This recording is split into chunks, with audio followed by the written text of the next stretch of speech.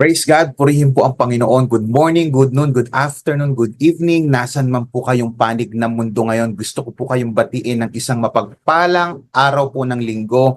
Ikaw man po ay estudyante, ikaw man ay nagtatrabaho, nagninegosyo, ikaw man ay may matinding pinagdadaanan. I hope that you are all doing well.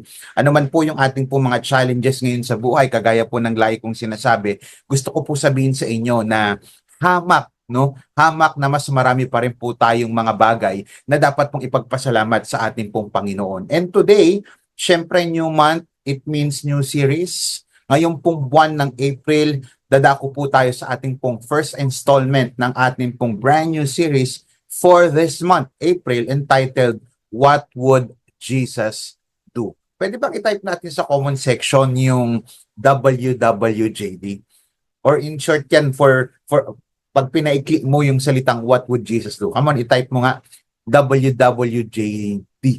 What would Jesus do if He is in your situation? Yan po yung pag-uusapan natin sa buong buwan po ng April. Imagine ninyo, nandito na naman tayo, katatapos lang ng first quarter ng 2025. Ngayon, nasa second quarter na po tayo. At ngayon, pag-uusapan natin, ano nga ba ang gagawin ni Jesus Christ sa mga bagay na pinagdadaanan mo kung siya ang nasa situation mo. Now, bago po tayo dumako sa ating pong topic for today, meron po akong gustong ipakita sa inyo. Sa mga batang 90s na nanonood ngayon, are you familiar with this? Yan, tignan po ninyo sa inyong screen. Yan po yung bowler, yan po yung wristband na nauso po nung 90s, no? Yung what would Jesus do? At makikita ninyo sa mga basketball fan pa nga, sinuot pa nga yan ng mga ilang PBA players and ultimately yung mga NBA players kagaya nila Allen Iverson, no, sinusuot nila yan dito yung what would Jesus do or yung WWJD. Tawag namin diyan bowler.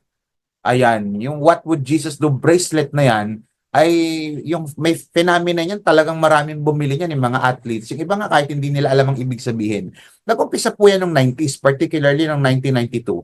At ito po ay pinauso na popularize ng isang babae na nagangalang Janie Tinklenberg, na isa po siyang youth leader sa church po sa Holland, sa Michigan, sa USA.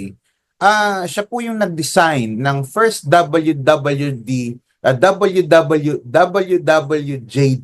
na bracelet upang maging reminder po sa mga teenagers nung panahon nila. Sama na rin po ako dyan, batang 90s po ako eh.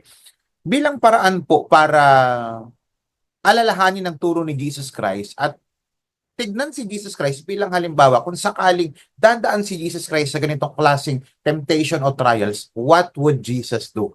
At ito pong bracelet na to, nag-gain po siya ng popularity at become widespread movement yan ng mga Christian youth group nung 90s.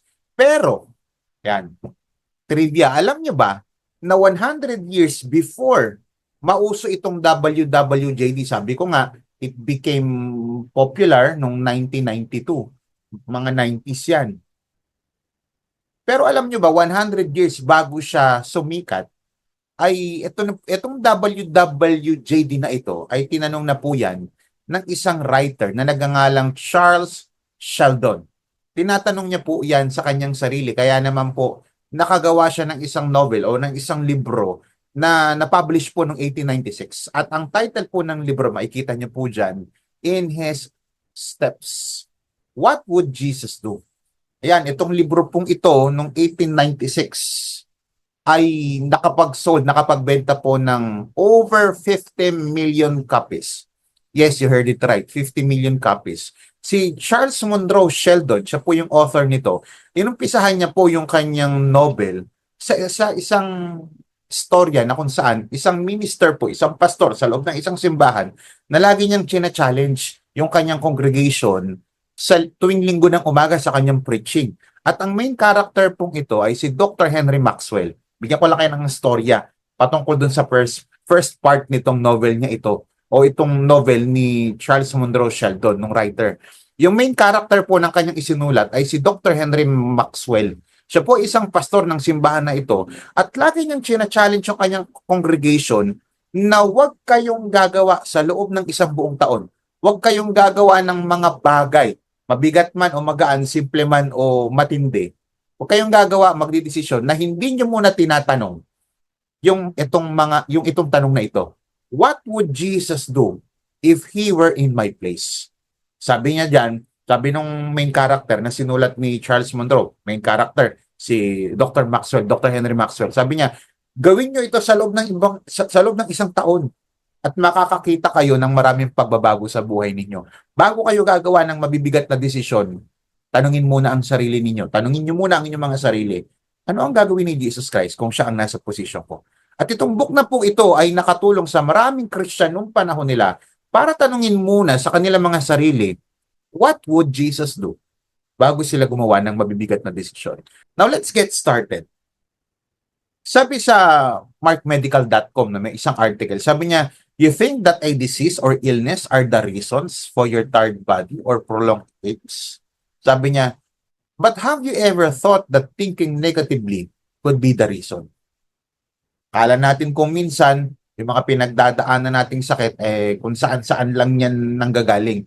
Pero hindi mo ba alam na malaki ang kinalaman ng pag-iisip mo ng negatibo, kaya ka minsan nagkakaroon ng karamdaman?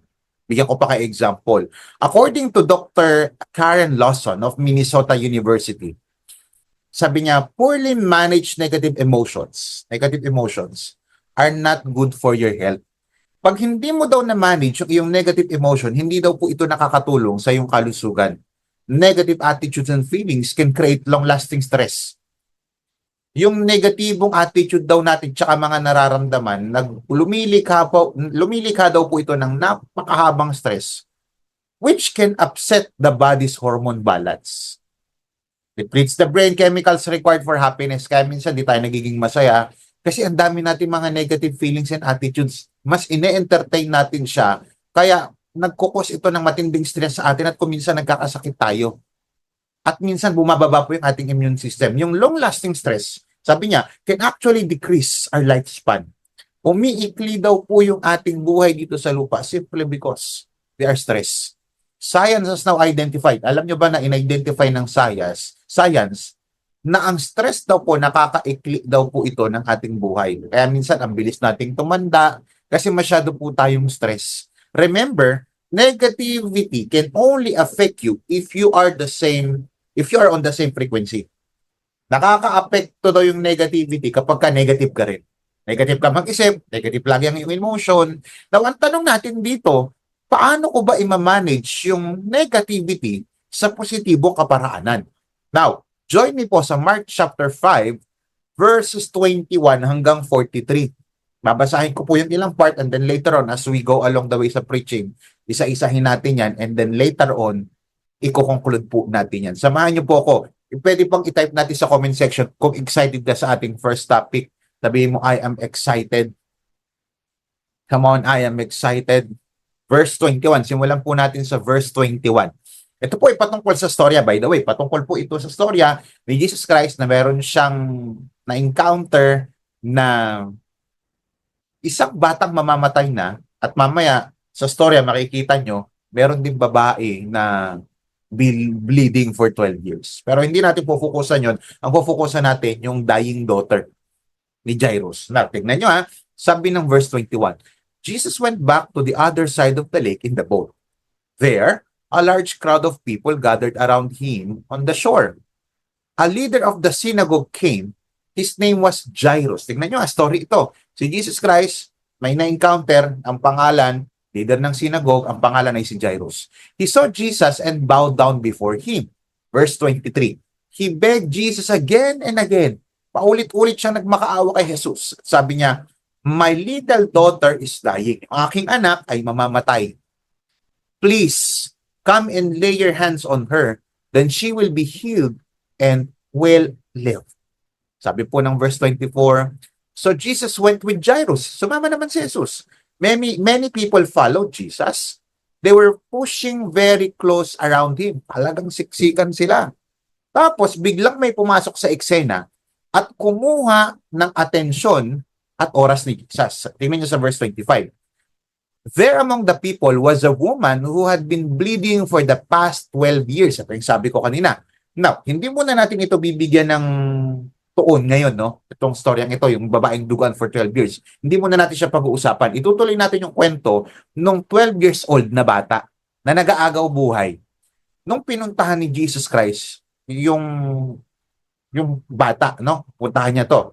At yung tatay niya si Jairus. Sabi po ng verse 35, while Jesus was still there speaking, some came from the house of Jairus, the synagogue leader. Pag nagsasalita si Jesus Christ, sabi sa verse 35, dumating yung mga tao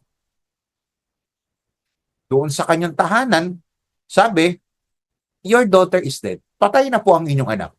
There is no need to bother the teacher. Wala na pong dahilan para papuntahin pa yung guro o yung rabbi. Sabi ng verse 36, but Jesus did not care what the men said. Uy, hindi pinansin ni Jesus Christ yung sinabi ng mga tao mula sa tahanan ni Jairus. He said to the synagogue leader, don't be afraid, just believe. Pwede bang i-type natin sa comment section, don't be afraid, just believe. Sabi ng verse 37, Jesus let only Peter, James, and John, the brother of James, go with him. Verse 38, they went to the synagogue leader's house where Jesus, so many people crying loudly. Pumunta sila sa bahay ni Jairus, maraming umiiyak daw. There was a lot of confusion. Nalilito sila. Verse 39, he entered the house and said, why are you people crying and making such noise? Or making so much noise? Ba't ba kayo nag-iingay? Sabi ng verse 39, the child is not dead. She is only sleeping. Hindi siya patay. Natutulog lang siya. Verse 40, but everyone, imbis na paniwalaan si Jesus Christ, sabi sa verse 30, but everyone laughed at him. Now, tapusin natin later yung passage hanggang sa dulo ng mensaheng ito. Samahan niyo po ako sa ating pong pag-uusapan sa unang installment ng ating brand new series for the month of April. Samahan niyo po ako sa ating pong pag-uusapan entitled Manage Negativity Positively. Paano ko i-manage yung mga negatibong tao, negatibong sirkumstansya, negatibong pangyayari sa buhay ko sa positibong kaparaanan? Tignan natin, wala naman tayong ibang greatest example dito, kundi ang ating Panginoong Hesukristo. Tignan natin yung verse 36. Sabi ng verse 36, but Jesus ignored their comments. Ito na, naglalakad si Jesus Christ. Yung context na, naalala nyo pa, naglalakad si Jesus Christ, tapos sinalubong sila ng mga tao mula sa tahanan ni Jairus. Sabi nila, wag nyo na pong i-bother yung guro para papuntahin doon. Patay na po ang anak nyo. Pag sinabing patay, as in patay. Pero, anong sabi ni Jesus Christ nung narinig niya ito? But Jesus ignored their comments and said to Jairus, don't be afraid, just trust me. How to manage negativity in a positive way? Number 1, master the art of ignoring. Ang tawag po natin dyan ay deadmatology. I don't know about you, pero lahat po tayo may matitinding pinagdadaanan sa school, may pinagdadaanan sa trabaho, may pinagdadaanan sa negosyo, may pinagdadaanan sa family, may pinagdadaanan sa loob ng church, sa loob ng life group, may pinagdadaanan ka financially, may pinagdadaanan ka sa iyong health. At maraming tao ang magko-comment sa mga pinagdadaanan mo. Si Jesus Christ, meron siyang misyon, meron siyang gagawin. At meron din siyang mga pinagdadaanan. But sabi ng Bible, but Jesus ignored their comments. Kaya nga po dapat, bilang isang anak ng Diyos, we need to master the art of ignoring. Pwede bang i-type natin sa comment section, deadmatology ang tawag po natin dyan. Ito po salitang ignored, galing po sa salitang Greek na parakuo, na ang ibig sabihin po ay to overhear, to hear amiss, to fail to listen, neglect to obey, or disregard. Yung tipong narinig pero hindi niya pinansin. In short, dinedma ni Jesus Christ yung mga negatibong komento ng mga tao mula doon sa negatibong sirkumstansya. Negative, patay eh. Negative, may sumakabilang buhay eh. Pero he ignored itong negativity na ito, mga negative comments, and he responded positively. Diba sabi nga niya, hindi patayan, tulog lang yan. Alam niyo po mga kaibigan at mga minamahal ko pong kapatid, sa lahat po ng situation natin, whether ikaw ay nag-aaral, nagtatrabaho, nagninegosyo, sa pamilya, sa church, even sa iyong community, makakasalamuha po talaga tayo, haharap po tayo sa mga tao na meron iba't ibang personalities. Ang katotohanan, hindi po natin may iwasan na makasalamuha tayo ng mga masasamang ugali na tao, yung mga toxic people, at kapag nangyari po ang bagay na yun, dapat alam mo na at na-master mo na yung pinag-uusapan natin ngayon. Yung learning to master the art of ignoring. At tawag po natin dyan, deadmatology. The art of, what is deadmatology? The art of ignoring. Kaya di ba meron po tayong salita, biyaan mo sila, deadma na lang. Alam niyo po ba na ang deadma ay short version po yan ng English word na dead malice. Dead malice. Pakitype nga po sa comment section. Dead malice. Baka ngayon nyo lang po malalaman yan. Yung salitang deadma na yan. Galing po yan sa English word na dead at saka malice. Deadma. Meaning to ignore. Huwag pansinin. Sa Tagalog, di ba, kaya tayo ay nag-express tayo pag hindi deadma, patay mali siya. Dead, patay, malice, mali siya.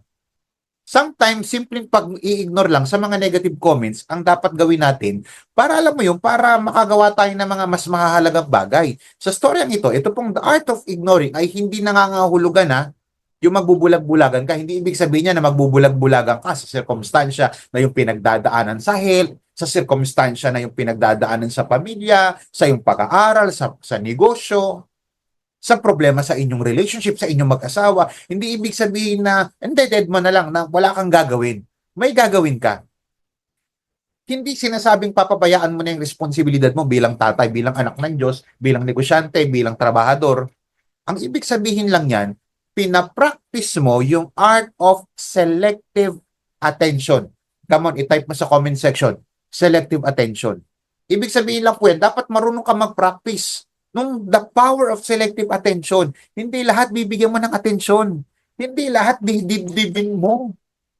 Sa buhay mo na napakarami mong basher, hindi lahat makakatulong sa'yo. Kaya tignan mo, sabi nung verse 36, balikan natin sa NET. Sabi niya, but Jesus, paying no attention to what was said. Wala siyang pakialam doon sa sinabi niyo. Hindi siya nagbigay ng tamang, hindi siya nagpay attention. Told the synagogue leader, do not be afraid, just believe. Honestly, kung babasahin po natin yung four gospels ng Bible, Matthew, Mark, Luke, John, makakakita tayo na si Jesus Christ, sumasagot din naman po siya sa kanyang mga bashers, lalong-lalo na sa mga Pariseo. Yung mga negative comments against him, against the law, against doon sa kanyang identity. Pero mga kapatid, may pagkakataon na hindi niya binibigyan ng oras yung mga bashers niya. Now, ang tanong, ano yung mga dapat po nating i-ignore sa buhay natin? Tandaan nyo to, isulat nyo po ito. I-ignore po natin dapat yung destructive words. Come on, i-type nyo sa comment section. D-I-S-T. Destructive words. Yung mga salitang ginagamit ng kaaway o ng ibang tao para i-distract ka sa dapat mong ginagawa sa buhay. Kailan mo dapat i-ignore yung mga bashers, yung mga negativity at mga toxic people na ito? Kapag may mission ka na mas mahalaga kaysa sa comments nila. Ulitin ko, kapag may mission ka na mas mahalaga sa negative comments nila, deadma. Kapag madidistract ka lang sa mas importanteng dapat mong paglaanan ng oras at lakas, imagine mo, nag-aaral ka. Maraming magsasabi sa'yo, hindi mo kaya, tumigil ka na, hindi, may goal ako. Ang goal ko, makapagtapos ng pag-aaral so that my parents can be proud of me at makahanap, magkaroon ako ng magandang buhay. Sa mga nagninegosyo, mag-focus ka lang. Sa pag-aayos mo ng pamilya, mag-focus ka lang. Sa iyong mga pangarap, sa iyong finances, naku, sa finances, ang dami mga negative comments dyan. At to cart na, deserve mo yan, deserve mo yan. Yan, kaka-deserve ko to. Naubos na yung ipon mo. Sa relationship, hindi lahat pakikinggan mo yung mga comments nila kasi may mga comments na ikasisira lalo ng relasyon yung mag-asawa. And even sa ating personal walk with Jesus, hindi lahat pinapakinggan. Yung iba dinidedma lang. Alam mo, meron kang gagawin para kay Lord. Alam mo, gusto ni Lord na ito ang gawin mo. Ito ang sundin mo. Marami nagsasabi, huwag ka nang mag-pray. Di naman totoo may Diyos. Napapakinggan ka ba ng Diyos mo? Huwag ka nang mati ng live group at saka ng church. Ganon din naman. Huwag ka na mag-devotion, huwag ka na magpa-train, huwag ka na magpa-disciple. Ganon din naman. Ang daming mga negative comments. Patay na yung situation mo. Wala nang mangyayari sa'yo, pero hindi. May mission si Jesus Christ sa buhay ko. Tingnan niyo saglit yung verse 22. Then one of the synagogue leaders named Jairus came up. And when he saw Jesus, he fell at his feet, lumuhod sa paanan. He asked him urgently. Hindi lang basta humingi ng tulong. May urgency. My little daughter is near death. Malapit nang mamatay. Naghihingalo. Jesus went with him. A large crowd followed and pressed around him. Kailan mo dapat i-ignore ang mga bashers mo? I don't know kung sino at ilan ang mga bashers mo ngayon sa personal mong buhay. Kailan mo dapat i-ignore ang mga bashers mo? Kapag meron ka pang bubuhayin. Napaka-important. Kapag meron ka pang aayusin. Si Jesus Christ, kaya niya in-ignore, meron pa siyang bubuhayin. Meron pa siyang aayusin ng buhay. Meron pang buhay na bababago dahil sa milagrong gagawin niya. Kapatid, I don't know kung ano yung mga dapat mo pang buhay no ayusin. Perhaps ito yung career mo, perhaps ito yung trabaho mo, ito yung pag-aaral mo, yung grades mo. Dapat mong buhayin yung grades mo, bumagsak ka. Babawi ako sa second and third grading. Sa family ko bumagsak, babawi ako sa asawa ko, babawi ako sa mga anak ko. Meron pa akong bubuhayin yung tamis ng pagmamahala namin ng aming pamilya. And even sa ating finances, maraming gagawin si Satanas para wag ka nang tumuloy sa mission mo. May bubuhayin pa si Lord sa buhay mo. May aayusin pa si Lord sa buhay mo. And even ang iyong personal life with Jesus Christ, maybe some of us right now ay feeling down tayo, feeling discouraged tayo. Tandaan mo, huwag kang makikinig sa mga negative bashers o sa mga bashers na sumisira ng iyong emotion and feelings. Tandaan mo, negative attitudes, negative feelings. Pwede kang magkasakit dyan, sabi ng science. Anything na importante, yun ang unahin mo kaysa sa atake ng kaaway. Apply the art of ignoring yung deadmatology. Tandaan, mas mahalaga ang ginagawa mo kaysa sa mga ginagawa nila. Mas mahalaga yung ginagawa mo para kay Lord. Huwag kang hihinto. Maraming tao ang gusto kang pahintuin sa mga pangarap mo. Maraming tao ang gusto kang pahintuin sa paglilingkod mo. Maraming tao ang gagamitin ni Satanas para pahintuin ka sa pagbibigay mo, sa pananalangin mo. Huwag na huwag kang hihinto kasi mayroong pang aayusin, inaayos at bubuhayin sa iyo si Lord. Maaring namatay na pag-asa, namatay na kapayapaan, namatay na relationship, kayang ayusin niya ni Lord. Pero dapat huwag kang makikinig sa mga negative comments. Deadma, come on, type na rin the chat, Deadma. Sabi ng Association for Psychological Science, master the art of ignoring makes people more efficient. Gusto mo mas maging magaling, mas maging wais? I-master mo yung art of ignoring. Destructive words, yung mga salita na hindi naman nakakatulong para umayos ka. Deadma. Isa pa, ano ba dapat yung ignore ko? Una, yung destructive words. Pangalawa, yung dead words. Yung mga patay na salita.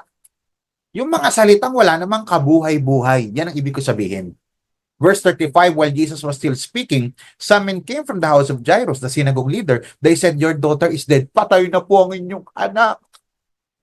Sir Jairus, wala na pong, there is no need para bigyan pa natin ng alalahanin itong guro. Huwag na niya siyang pumunta. Yan ang ibig nila sabihin. Kasi patay na. Ano pang purpose ng pagpunta niya kung patay na?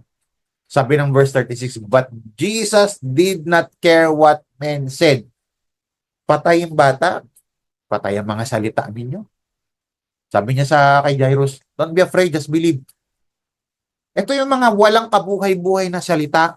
Ito yung kasinungalingan ng mga salita. Walang katotohanan. Di ba sabi ni Jesus Christ, di patay yan, natutulog lang yan. Kapatid, gusto ko sabihin sa iyo ngayon habang ikaw ay nakikinig, you have the power to choose who will hurt you.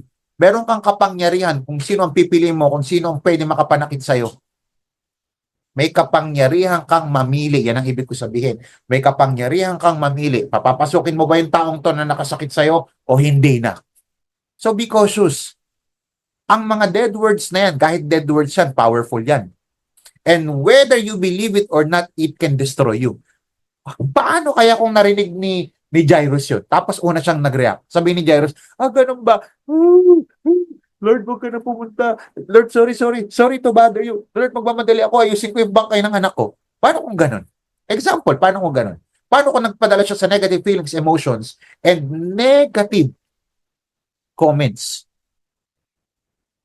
Mga kapatid, marami po na hindi na natutuloy yung mga dapat sanang mga sirkumstansya o pangyayari sa buhay na talagang nabigyan pa sana ng buhay ng pag-asa, kaya lang nakinig sa negative comments. Gano'ng karaming pamilya ang maaayos pa sana, kaya lang nakinig sa negative comments. Gano'ng relationship ang maaayos pa sana, kaya lang nakinig sa negative comments. Gano'ng karaming finances ang ayos pa sana, kaya lang nakinig sa negative comments. Gano'ng karaming Christian ang sumusunod pa sana at nagsiserve pa sana kay Lord, even up to now, kaya lang nakinig sa negative comments. Choose to be intelligent. Pakinggan mo kung ano sinasabi ng salita ng Diyos. Why? Kasi yung pag-i-ignore sa isang tao, psychological game yan. Pag hindi mo sila pinansin, subukan nyo, pag may nambabas sa inyo, huwag nyong pansinin. Kapag may pinaparinggan kayo, huwag nyong pansinin. Magsasawa rin yan. Hindi mo man mababago yung kanilang behavior, pero pwede kang mapalayo doon sa negative emotion na dala-dala ng kanilang negative comments at negative behavior. Huwag na po nating pansinin yung mga taong hindi makakatulong sa paglago mo. Huwag niyong bigyan ng platform yung mga tao na kung saan sasaktan ka lang. Ang tawag ko po dyan, sila po yung mga don't fall prey to parasites. Huwag kang, isa sa mga parasites, no, bukod sa bacteria, yung mga lamok. Pakitype na sa comment section, lamok. Anong ginagawa mo pag may lamok? Sige, kagatin mo. Aray, aray. Sige, sipsipin mo pa para magka-dengue ako. Uso pa naman ng dengue ngayon. Siyempre, pag may lamok, anong gagawin mo? Papatayin mo. Yung iba, maglalagay ng katol. Yung iba, naglalagay ng kulambo. Yung lola ko dati, kulambo. Yung iba naman, yung lotion, na peppermint para hindi pumasok, para hindi makalapit sa yung lamok. May scent na ayaw ng lamok, na mahihilo yung lamok. Yung iba naman, merong nakalagay na mga gadget na kapag dumapo doon yung lamok, makukuryente. Ano ibig sabihin? May mga taong sisip-sip lang sa'yo. May mga taong lalapit sa'yo at walang maidudulot na maganda sa buhay mo. Ang tawag ko dyan, mga taong lamok. Huwag mong hayaan na ma-feed sila ng sarili mong dugo. Iinumin nila yung dugo mo at wala namang maibibigay na mabuti sa'yo. In short, figuratively speaking, don't feed their egos. Or pwede ko sabihin ito, don't feed their demons. Huwag mong pakainin yung kademonyohan nila. Huwag mong pakainin yung mga yabang nila. Pag sinabi pong parasite, a person who receives advantages from another without giving any useful or proper return. Yung hamig lang na hamig na tao tapos wala namang naitutulong din sa'yo, may mga pagkakataon tutulong talaga tayo. Inuutosan din tayo ng Bible na tumulong sa mga taong wala namang maibabalik sa ating kabutihan. Tama po yun. Pero may mga tao na tinulungan mo na nga, ang ibibigay pa sa'yo, konsumisyon at sakit sa puso. May mga tao wala naman talaga matutulong pero wala talaga silang maibabalik. Wala silang pera eh. Pero natulungan mo, yun na yun. Hindi sila gumagawa ng paninira sa'yo, hindi sila gumagawa ng, alam mo yun, yung masasama tungkol sa'yo, pero may mga taong kahit gawan mo ng mabuti, sisiraan ka pa rin nila. Sabi ni Andrew Schaffer, don't respond to haters' taunts, even politely. Ignore them. Ang sinasabi niya, huwag kang mag-respond doon sa mga haters. Kahit nga yung hindi ka magre-respond ng bastos, hindi ka rin magre-respond ng magalang. Ibig sabihin, may punto sa buhay natin. As in, ignore. As in, hindi ka magre-respond, whether positive or negative. The best way is for you to move forward.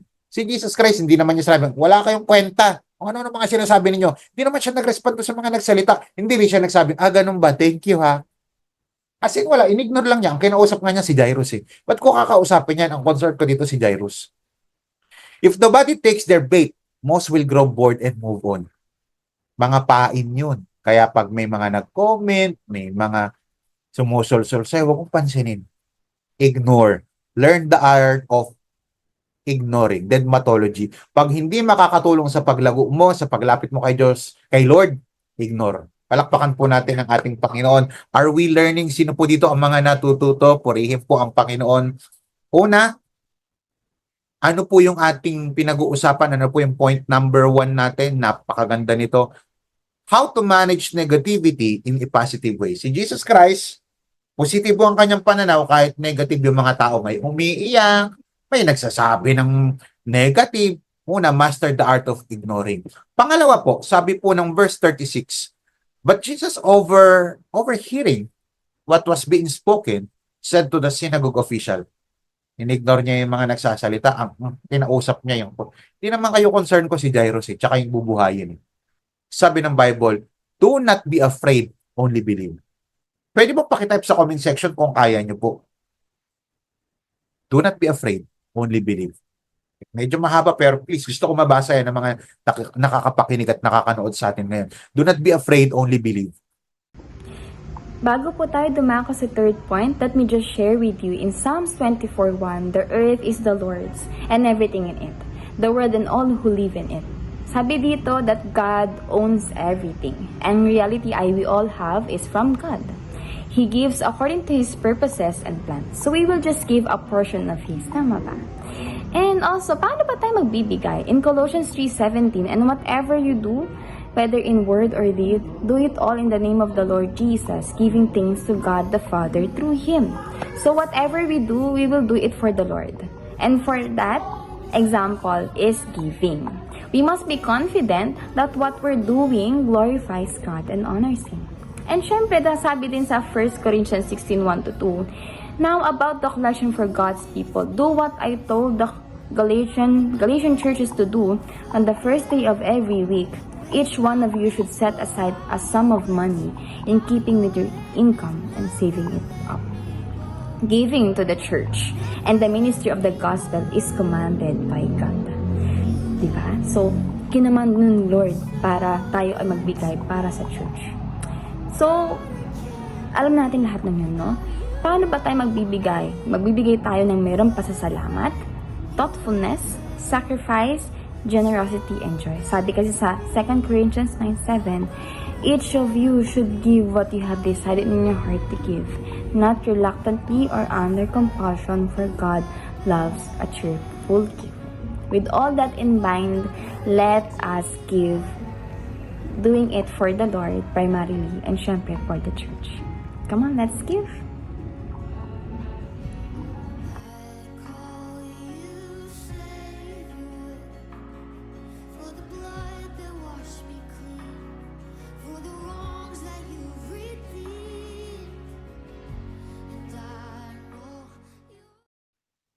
Una, master the art of ignoring. That's dogmatology. Pangalawa, master the art of positive response. Kanina, ignoring. Ngayon naman, positive response. Ang tawag ko naman po dyan, kanina dogmatology. Ito naman ay doology. Yung do. Do not be afraid. Yung D. Do not be afraid. Yung O, only believe. Do. Doology. Yan po ibig ko sabihin. Don't let their negative inputs, yung mga tao na nakakasalamuha mo, do not let their negative inputs destroy your positive outlook. Positibo kayo, anak ka ng Diyos eh. Maraming ini-input sa si Jesus na kanyang mga pangako at ng mga pagpapala sa buhay mo. Kaya lang maraming tao ang susubukin ito at pilit sisirain para hindi ka makaranas ng pagbuhay ng patay. Pagbuhay ng pag-asa, pagbuhay ng pamilya, pagbuhay ng pangarap, pagbuhay ng iyong spiritual life. What is doology? Do not be afraid, letter D. Only believe, letter O. Doology. Bakit ko po sinabi ito? Because fear and faith are two opposing forces in our life. Yung takot at pananampalataya ay magkaiba sa ating buhay. Ibig sabihin, opposing forces. Naglalaban po yan. Parehong may malaki ang at ito matindi. Kaya lang, parehas po yan may epekto sa buhay mo. Ang pananampalataya may epekto sa buhay mo. Ang takot may epekto rin sa buhay mo. So whether pumili ka sa kanila, piliin mo ang faith o piliin mo ang fear, parehas may epekto yan sa buhay mo. Kaya lang ito, positive or negative ang kalalabasan yan. Listen to what Jesus said. Ito sinabi ni Jesus Christ. Makinig ka sa duology ni Jesus Christ. Una, do not be afraid. Pakitype nga sa comment section, do not be afraid. Mga kapatid, gusto ko po sabihin sa inyo na huwag kayong matakot sa mga takot nyo. Do not be afraid of your fears. Meron pa sanang maisasalba kaya lang natakot Mababaw lang talaga yung swimming pool, kaya lang hindi lumundag, hindi niya na-feel yung excitement. Yung ibang barkada, lumundag na siya, hindi lumundag May mabubuhay pa sana Mabubuhay pa sana yung pag-aaral, maayos pa sana yung career, yung negosyo, yung family, yung health. Kaya lang natakot. Natakot magpa-check up, natakot uminom ng tama, natakot uminom ng gamot. Maayos pa sana yung pangarap. Kaya lang natakot sumubok ulit. Remember, hindi ka talaga failure. Failure is not the person, it's an event na kailangan mong pagdaanan. Nagiging failure lang ang isang tao when you stop trying and trying. Hindi ka failure. Nagiging failure ka lang kapag huminto ka ng sumubok muli. Sumubok ka mabalik sa ating Panginoon. Sumubok kang bumalik mangarap muli. Sumubok kang muli na mag-aaral. Sumubok kang muli na mag-ayos ng ngayong buhay. Huwag kang matakot. Why? Kasi ang takot, kapag nanatili yan sa puso mo, walang maidudulot na mabuti yan. Pero kapag ka nanatili sa puso mo ang pananampalataya, maraming mabuting idudulot yan. Kaya sabihin mo sa takot mo ngayon, come on, I want you to command your fear. Get out of my life. Bakit? Kasi sabi sa 2 Timothy chapter 1 verse 7, for God did not give us the spirit of fear, but of power, love, and sound mind. Sabi ni Apostol Pablo sa kanyang disciple na si Timothy, sa kanyang anak na sa pananampalataya na si Timothy, hindi ka binigyan ng Diyos ng spirito ng takot. Ang binigay sa yung spirito kapangyarihan, pag-ibig at kaayusan sa pag-iisip. Kaya unang-una sa lahat, kapatid, isuka mo na ang takot and start living in faith. Live by faith and not by sight. Marami kang nakikitang negative sa buhay mo. Negative yung bank account mo, negative yung health mo, negative yung relationship mo, negative lahat. Pero as long as meron kang pananampalataya, kayang ayusin yan ni Lord. Ano mang patay sa buhay mo ngayon, kayang buhayin ulit ng Panginoon yan. Don't be afraid. Pangalawa, i-type mo sa comment section, only believe. Pag sinabi pong only, meaning monon, ibig sabihin, wala nang iba. Yun, only lang. Yun lang dapat. Pag sinabi pong believe, galing po yun sa salitang Greek na pistuo. Believe. Kinakailangan meron ka talagang focus. Either ang focus mo ay faith or fear. Hindi pwedeng dalawa. Hindi pwedeng mamangka ka sa hindi pwedeng mamangka ka sa dalawang ilog. Isa lang dapat. Dapat meron kang tinatayo ang katotohanan, may pinaniniwalaan ka. Kasi kapag wala kang standard ng belief mo, lahat paniniwalaan mo. Lagi ko pong sinasabi, we must be careful on what we believe in life. Dapat meron kang standard ng faith at ang standard po natin ng faith at ng ating conduct, walang iba kundi ang salita ng Diyos. Kasi kung wala kang standard ng pinaniniwalaan mo, lahat paniniwalaan mo, kahit kasinungalingan paniniwalaan mo, pwede na rin yan. Kasi pinaniniwalaan nga ni kumare, ni kumpare. Ano standard naman? Ano basis nila ng kanilang pinaniniwalaan? Emotion, yun lang. Sabi sa Bible, the heart is deceitful above all else. Who can understand it? Dapat Bible po ang salita ng Diyos, ang ating standard ng ating pamumuhay. We must be careful on what we believe in life because what we believe in life becomes the truth. Now, if you believe in a lie, that lie becomes the truth.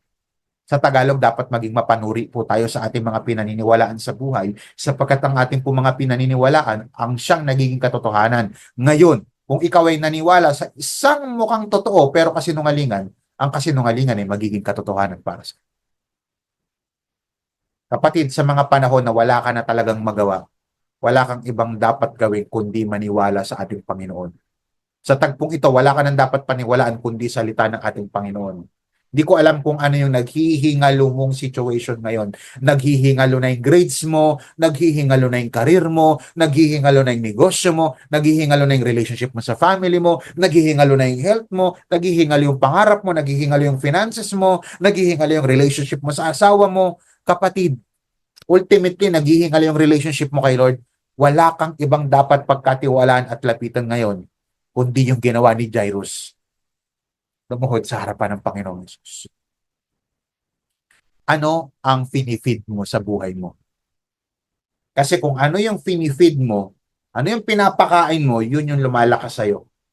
Pag pinapakain mo yung takot mo, lumalakas lalo yung takot mo. War! Yung maliit lang na papi nagiging ganun. Pero kung ang pinapakain mo ay pananampalataya mo, how can you feed your faith? Faith comes from hearing and hearing the word of God. Kaya makinig ka lagi sa salita ng Diyos kasi ang salita ng Diyos ang nagpapalakas sa iyong pananampalataya. Tanungin kita, anong inaalagaan mo sa kalooban mo ngayon? Fear or faith? Kasi kung ano pinapakain mo, yun yung lalaki at yun yung lalakas. Lalaki, lalakas. At yun yung mag-overpower sa buhay mo. Takot o pananampalataya. Naalala ko yung story ni Whitey and ni Blackie, yung aso. One time, may-ari si Whitey. Tsaka si Blackie, yung aso niya, yung farmer. Tuwing Sabado, pinagsasabog niya yung aso na yun. Dog fight ba? Pero hindi naman umabot sa patayan. Yung mga 3 tumba lang, kung sino yung tumagal hanggang sa round na ito, yung hindi sumusuko, hanggang 5 minutes, siya yung panalo. Napapansin ng best friend ng farmer, kung sino yung tinatayaan mo, pare ko, siya yung nanalo. Siyempre, alaga ko yan. Paano ginagawa mo? Paano mo napipredict kung sino mananalo? Alam mo kung paano ko malalaman? Sa atin lang to, total best friend naman kita. Sige, ganyan. Kung sino yung gusto kong manalo, siya yung pinapakain ko. Kung sino yung gusto kong matalo, hindi ko pakakainin para manghina. Pero syempre, pagkatapos ng laban, pakakainin ko sila parehas muna para ma-restore. Tapos pag malapit na laban, yung isa di ko papakainin. Yung isa papakainin ko. Nung last week, nanalo si Whitey. Pinakain ko lagi. Si Blackie ginutom ko. Kaya tinawag bagsak agad. Tanungin kita, sino ang madalas mong pinapakain sa loob mo? Yung pananampalataya mo o yung takot mo? Pag laging takot ang nasa isip mo, lalaki yan from a puppy to a wild monster. Pero kapag ang pinapakain mo lagi ay ang pananampalataya mo sa Diyos through God's Word, tandaan mo, marami pang maaayos at mabubuhay sa buhay mo na minsang namatay na. Psalms 56 verse 2 to 4. I am constantly bounded or hounded by those who slander me. And many are boldly attacking me. Uy, sounds negative and sounds fearful. Pero sabi niya, verse 3, but when I am afraid, I will put my trust in you. Kapag ako ay natatakot, Pastor, normal mong matakot? Oo. Nagkakataon lang dyan sa response. When I am afraid, tingnan mo, anong ginagawa niya? I will put my trust in you. Yung iba, when I am afraid, I am feeding my fear ng mga negative thoughts. When I am afraid, I put my trust in money. When I am afraid, I put my trust in my strength. Mali. When I am afraid, I put my trust in you, meaning my God. I praise God for what He has promised. I trust in God. So why should I be afraid? Bakit ako matatakot? What can mere mortals do to me? Ulitin ko, faith and fear cannot occupy the same space. Pakainin mo kung ano yung gusto mong lumakas sa buhay mo. At, ito matindi. Isa pa sa mga gusto kong i-share sa inyo, malaki ang kinalaman ng iyong mga kasama sa iyong pananampalataya. Maniwala ka. Tanong, sino ang madalas mong kasama at kausap? Tingnan niyo sabi ng verse 37, no? He did not let anyone follow except. Hindi niya hinayaan yung iba. Iyak lang kayo ng iyak dyan. Parang wala naman kayo pananampalataya. He did not let anyone follow him. Maliban lamang kay Peter, James, and John, the brother of James. Sabi ng verse 38, they came to the house of the synagogue leader where he saw noisy confusion and people weeping and wailing loudly. Kapatid, piliin mo kung sino yung isasama mo sa journey mo. Siguraduhin mo na isasama mo yung mga taong may pananampalataya din sa Diyos. Now, tingnan nyo he saw noisy confusion, people weeping and wailing loudly. Most probably, according to scholars, ito yung mga professional mourners.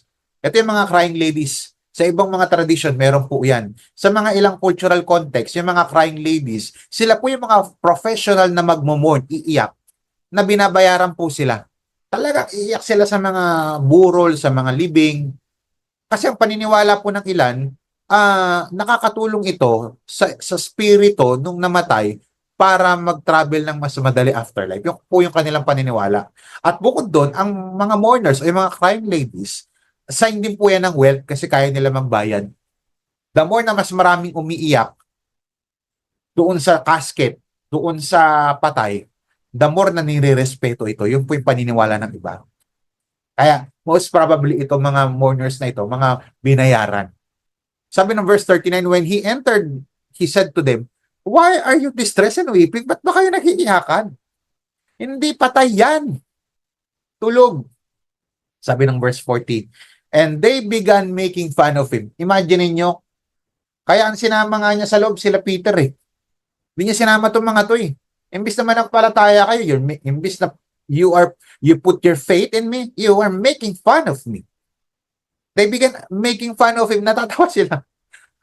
From iyak to tawa, para mga baliw. But he forced them all outside. Sabi niya, magsialis muna kayo. And he took the child's father and mother. Sila yung may pananampalataya, sila isasama ko. And his own companions. Meron akong companion na mga tama yung pananampalataya. Listen to this. Meron silang same frequency. Sinasama ni Jesus Christ sa mission yung meron siyang same frequency.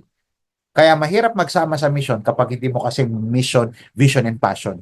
Hindi kayo same frequency. And went into the room where the child was. Sa totoo lang, may mga tao talagang sasamahan ka lang sa iyakan, pero hindi sa yung pinaniniwalaan. Sinamahan lang sa iyakan pero hindi naman naniniwala. Bakit? Tinawanan pa nga eh. May mga tao, hindi ko sinabing masama umiyak, pero hindi lahat ng iyak totoo. May iyak na nababayaran. May iyak lang sila pero hindi sila naniniwala. Again, faith and fear cannot occupy the same space. Isa lang dapat. Let's remember to surround ourselves with the same faith kagaya po ng sa atin. Minsan yung akala mo katapusan mo na, pakinggan yung maigi. Ano pwede natin matutunan dito as I close? Minsan yung akala nilang katapusan mo, patay na yung bata. Kahit nga si Lazarus, si Lord, patay na yung kapatid kong si Lazarus. Pakinggan maigi, anong pwede kong ma-share sa inyo? Intindihin nyo to. Minsan yung akala nilang katapusan mo, yung pala yung isang umpisa ng napakagandang kwento sa buhay mo. Akala nila katapusan mo na sa karir mo, sa pag-aaral mo sa negosyo mo. Hindi. Nag-uumpisa pa lang pala si Lord. Yung akala mo kaya makakakita ko ng mga storya, pastor, nawala po meron akong dinidisciple na businessman. Pastor, nagkasakit ako. Tapos, may business ako, di ba, na egg. Nagdi-deliver ako ng maraming mga egg trays. Per week, nakaka 50 to 60,000 ako per week. Pesos kita sa egg tray. Nawala, pastor. Sabi ko, praise the Lord.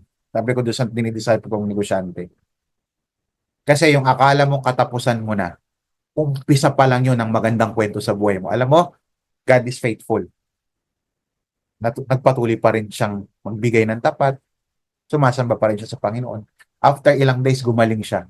At pinalitan ni Lord yung kanyang business ng Show My Business. Yung akala niyang katapusan niya na umpisa pa lang pala na mas malaking kita at mas magandang negosyo. Kapatid, hindi ko alam kung ano matindi mong pinagdadaanan as I end. Make a positive response. Do not be afraid. Only believe. Yung akala mong katapusan ng karir mo, may bago pang ibibigay sa'yo si Lord. Yung akala mong inayawan ka na ng mga kliyente mo, may bagong ibibigay sa yung client. Yung akala mong inayawan ka na ng mga barkada mo, katapusan mo na okay lang yun. May mga bago akong barkada. Yung hiniwalayan ka ng ex mo, may bago sa'yo ibibigay si Lord. Godly. Kaya lang, make a positive response. Do not be afraid sa mga circumstansyang pinagdadaanan mo. Sa negative circumstances na pinagdadaanan mo sa buhay mo ngayon, make a positive response. In conclusion, una, master the art of ignoring dogmatology and master the art of positive response, duology. Tapusin natin yung passage hanggang verse 43. Kagaya na ipinangako ko, hanggang verse 43 to. Sabi ng verse 40, but everyone laughed at him. Jesus told the people to leave the house. Alis nga kayo dyan. Then he went into the room where the child was. He brought the child's father and mother and his 3 followers into the room with him. Verse 41. Then Jesus held the girl's hand, hinawakan niya, and said to her, Talita kum! This means, little girl, I tell you to stand up. Buti na lang hindi nagpatinag si Jesus Christ sa mga pangungutya, sa mga bashers, sa mga comments ng mga tao. Resulta, verse 42. The girl immediately stood up and began walking. She was 12 years old. The father and mother and the followers were amazed. May batang nabuhay at higit sa lahat, naitaas ang pangalan ng ating Panginoong Hesus. Sa mga panahon ng buhay mo na tila baga patay na, tila baga wala ng pag-asa, gayahin mo yung response ni Jesus Christ. Manampalataya ka sa Diyos. Manampalataya ka kay Jesus. Yung mga nangungutya sa'yo, yung mga nagne-negative comments sa'yo sa pagbagsak mo, hayaan mo sila. As long as tama ang pananampalataya mo at ayos ang relationship mo kay Lord, may magiging magandang resulta ito. Hindi man sa mga kaparaan ang inaasahan mo, pero sisiguraduhin ko, it will bring glory to God. Pangalawa, it will do great things sa buhay mo. Sabi ni Albert Einstein, in the middle of difficulty lies opportunity. Sa gitna ng mga difficulty na pinagdadaanan mo, huwag mong tignan yung hirap, huwag mong tignan yung problema, tignan mo yung resulta pagka nalampasan mo yung problema at hinarap mo ito positively by faith. Verse 43, Jesus gave the father and mother very strict orders not to tell the people about this. Then he told them to give the girl some food to eat. Ibig sabihin, yung libing na sana, yung malungkot na sana, lamay na sana, hindi, wala po sa kanilang lamay kagaya sa atin na sobrang tagal. Sa kanila, sa araw lang, dilibing na agad yan. Ang point ko is this, sementeryo na sana naging celebration pa. Bakit? Because Jairus put his hope in Jesus, not on the negative comments. Indeed, no one is hopeless whose hope is in Jesus.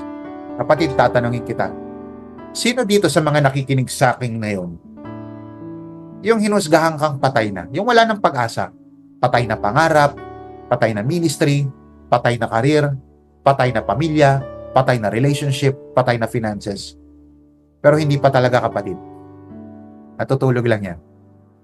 Si Jesus Christ ang gigising at pagbabangon dyan. Basta kay Jesus Christ ka manampalataya. Tandaan, bakit? Si Jesus Christ po ang may last words, not their dead words.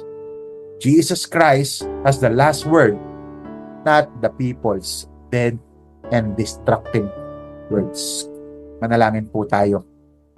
Panginoon, maraming salamat po sa pagkakataon na ibinigay niyo po sa amin. Ipinapanalangin ko ang taong nakakapakinig ngayon ng napakagandang mensahe na ipinagkaloob niyo po sa bawat isa. Father, in the name of Jesus, I just pray na patuloy niyo pong ingatan ang taong ito na may matinding pinagdadaanan, naghihingalo, kagaya ng anak po ni Jairus, naghihingalo, malapit nang mamatay, yung latter part na matay na nga. I don't know kung saan na yung mga patay na situation sa aming buhay. Dreams, ministry, career, finances, family, relationship. Pero Lord, naniniwala ako, no one is hopeless whose hope is in Jesus. Lahat kami ay may pag-asa, basta ang pag-asa namin ay sa iyo lamang. Ingatan, pagpalain niyo po. At kung ikaw naman, you are listening in this kind of message for the first time, and you want to surrender your life to Jesus. You want to see Jesus do miracle in your life. Listen, the greatest miracle na pwede mong makita sa buhay mo ay ang isang buhay na nabago. In church, yung buhay mong naisuko sa Panginoon. Kayang baguhin ni Lord ang sirkumstansya ng buhay mo. Mag-respond ka lang positively sa ino-offer ni Jesus Christ na libreng pag-asa, buhay na walang hanggan at kapatawaran na matatagpuan lamang sa ating Panginoong Hesus. Sabihin mo lang, Lord, save me from my dying situation. Save me from hell. I am a sinner. I admit that I am a sinner. I believe in you. I put my faith in you. I confess that you are my Lord and Savior. And starting today, Lord, nananampalataya ako. Tulungan mo po ako makapagsilbi at makasunod sa inyo all the days of my life. Father, in the name of Jesus, save that person. Heal that person, deliver that person from any bondages. I pray that you provide for that person. Maraming salamat po, Panginoon. Pagpalain niyo po ang inyong mga lingkod, ang inyong pong mga anak na nakakapakinig ngayon, na may matinding pinagdadaanan. Bless them, encourage them, and strengthen them. And help them, Lord God, to master the art of dermatology and the art of duology. Maraming salamat po, Panginoong Diyos. Ito po aming dalangin sa pangalan ni Jesus. Amen at Palakpakan po natin ang ating Panginoon. Purihin po ang Panginoon. Are you blessed? Pakitype nga sa comment section, I am blessed. Come on, if you are blessed, I want you to share this stream to someone na sa tingin mo nangangailangan ngayon ng kapangyarihan ng Panginoon sa kanyang buhay. Pagpalain po kayo ng Panginoon. This is Pastor Paul Balgos of Amazing of Crossover Campus na nagsasabing God loves you. See you on Sunday for another exciting and life-changing message. Dito lamang po sa ating pong live. Pagpalain po kayo ng Panginoon.